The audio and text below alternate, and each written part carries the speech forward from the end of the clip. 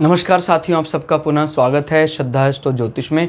आज हम लोग कवर करने वाले हैं वृषभ लग्न की कुंडली में यदि बृहस्पति षष्ठम भाव में बैठे हैं तो क्या फल है। हम ये भी कह सकते हैं वृषभ लग्न की कुंडली में तुला राशि का बृहस्पति किस प्रकार का फल देता है। इससे पहले हम लोग चैनल में सूर्य, चंद्रमा, मंगल और बुध की कंप्लीट वीडियो रिकॉर्डिंग भृगु सरल पद्धति अनुसार अपलोड कर चुके हैं। कोई भी व्यक्ति भृगु सरल पद्धति को आधार बनाकर ज्योतिष को सीखना चाहता है, हमारे चैनल को सब्सक्राइब करें। जल्दी ही हम 9 के 9 ग्रहों का 12 अलग अलग लग्न की अलग अलग राशियों में फल को अपलोड करने वाले हैं। इस अपलोडेशन को टाइमली पाने के लिए आप बेल आइकन दबाएं ताकि आपको सारा अपलोडेशन टाइमली मिल सके। मेरा नाम है सनत कुमार वाजपेयी। 15 सालों का अनुभव मुझे साइंस एंड एस्ट्रोलॉजी में। हमारे बारे में और अधिक जानकारी के लिए सिंपली आप गूगल करें, सनत वाजपेयी लिखें, आपको हमारे बारे में कंप्लीट इन्फॉर्मेशन मिल जाएगी। शुरुआत करते हैं आज की क्लास का। वृषभ लग्न यहाँ से गिनते हैं अगर 1 2 3 4 5 6, षष्ठम भाव, छठा भाव। फिलहाल यहाँ पड़ रही है तुला राशि और यहाँ बृहस्पति बैठे हैं। तो दोस्तों छठा भाव क्या बताता है? छठा भाव हमारे जीवन में रिपु भाव कहलाता है, शत्रु भाव।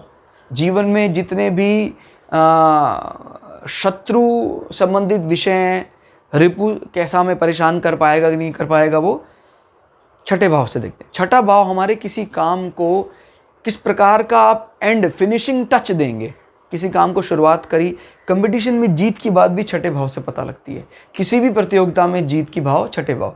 जैसे मान लीजिए किसी का छठा भाव बहुत मजबूत स्थिति में है और उसका संबंध बन रहा है 10वें भाव के साथ, अच्छा, तो ये बताता है कि कंपटीशन में जीत मिलेगी और ऐसे व्यक्ति को एक अच्छी जॉब ऑफर हो सकती है।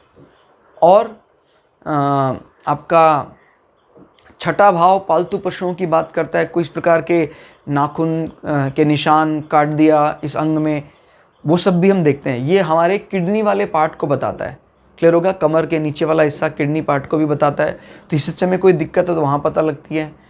और छठा भाव अगर जैसे घर के नौकर चाकर हैं, हमारी बात मानने वाले हैं या नहीं हैं, वो सब चीज़ें छठे भाव से देखते हैं। तो अभी फिलहाल यहाँ तुला राशि है। तुला राशि शुक्र की राशि है और तुला राशि शुक्र की मूल त्रिकोण राशि भी है। मूल त्रिकोण का मतलब वर्किंग एनवायरनमेंट ऑफ वीनस, या शुक्र का वर्किंग ऑफिस कैसा एनवायरनमेंट है वो तुला बताता है।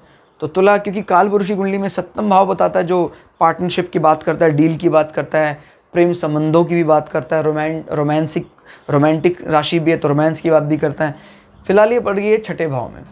तो आदमी का शत्रुओं से लड़ने का तरीका शुक्र की तरह ही रहेगा, ज़्यादा एग्रेशन शो नहीं होगा, पोलाइटनेस ही आएगी।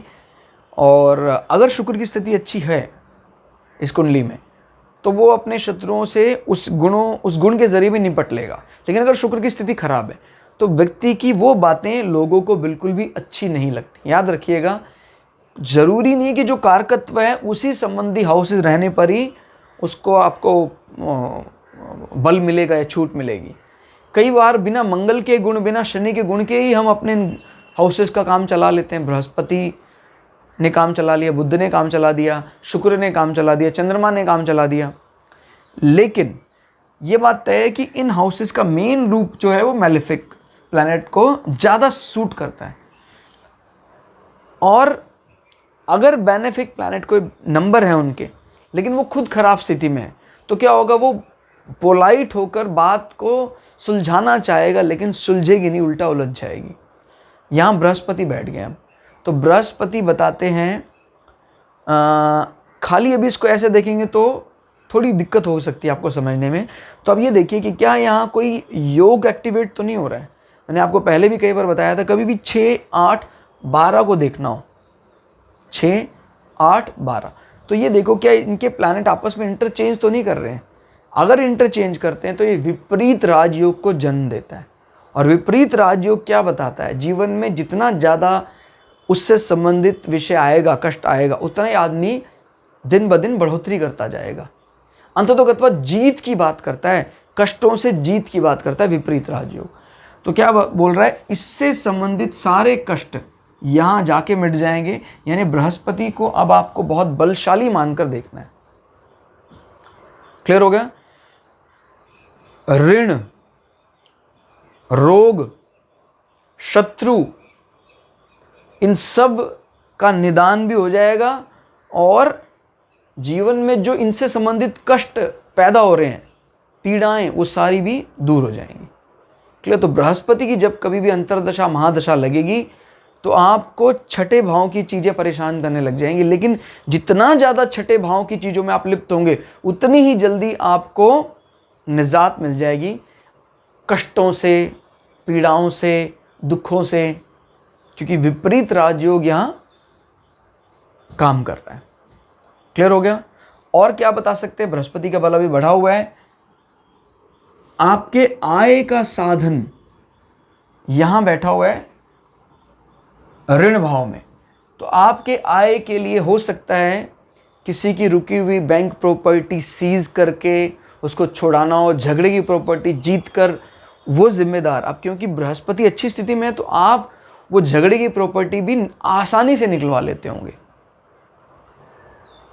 ठीक है? और बृहस्पति की दृष्टि की बात कर लेते हैं। बृहस्पति की 1, 2, 3, 4, 5 यहां बैठकर बृहस्पति कर्म क्षेत्र में भी बराबर नजर बनाए, यानी कहीं ना कहीं ऋण संबंधी और आपके इस प्रकार के कानूनी दाव पेचों पर आपका यश, जॉब डिपेंड करेगा।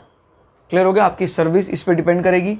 फिर बृहस्पति की यहाँ बैठकर, क्योंकि मजबूत माना जा रहा है, अभी 12वें भाव में दृष्टि बताती कि रिपु भाव से दूरस्थ स्थान में बैठे व्यक्तियों को भी आप फायदा पहुंचाएंगे और आपका जो व्यय भाव है उसको भी आप काबू में रखेंगे।